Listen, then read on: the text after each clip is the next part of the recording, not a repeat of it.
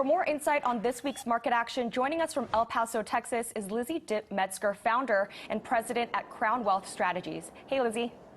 Good morning. I see that morning. it's Women's Friday. I love that.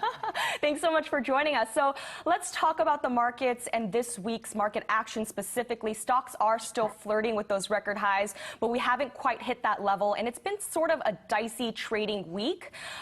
We continue to see sectors like the utilities hit all-time highs. Where should investors put their money in now? Should they hold off a bit before we see some trade resolutions come to light, or should investors put some fresh money to work in things like utilities? So, it really depends on where the investors are and where they are in terms of their financial planning. If you're a retiree and you need money for your lifestyle every single day, this isn't really necessarily the time to be throwing money into the market. But if you have a long-term strategy and you've got, that runway into which to invest, I think that any time is a good opportunity to get into the market. The fact that we have volatility gives us some opportunity when there's some downturn in the market. As we know, investors pay very close attention to Trump's tweets, especially when it relates to the trade war with China. So in this environment, what is the strategy for timing the market? Right. So, we really believe in dollar cost averaging, which is finding out how much you really need to invest on a monthly basis and putting it in, because there's just no way to time the market. If you look at historical data, if you're missing just a few days of the market, you're going to end up over a 20-year period losing all your gains. So the only way to be able to get the advantage of having the market is to be in the market, to invest in the market, and to stay in it. But we do like dollar cost averaging, which means instead of going in and trying to time and trying to find a day to go in, you go and you put little amounts in every single month.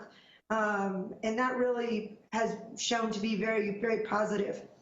Hey, Lizzie, Kristen here. So I want to talk to you about the rate cut that we saw this week from the Fed. So we heard from the St. Louis Fed's Bullard saying that he actually wanted a deeper rate cut. I'm wondering how you think the market might react if it doesn't get the cuts that it wants for the rest of the year.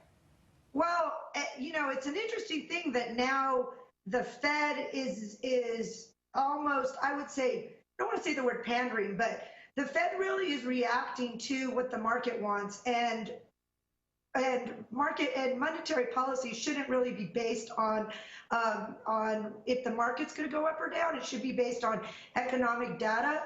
So the reality is I think they did a really good hedge against the economic data worldwide. When we look at the U.S. is still remaining strong.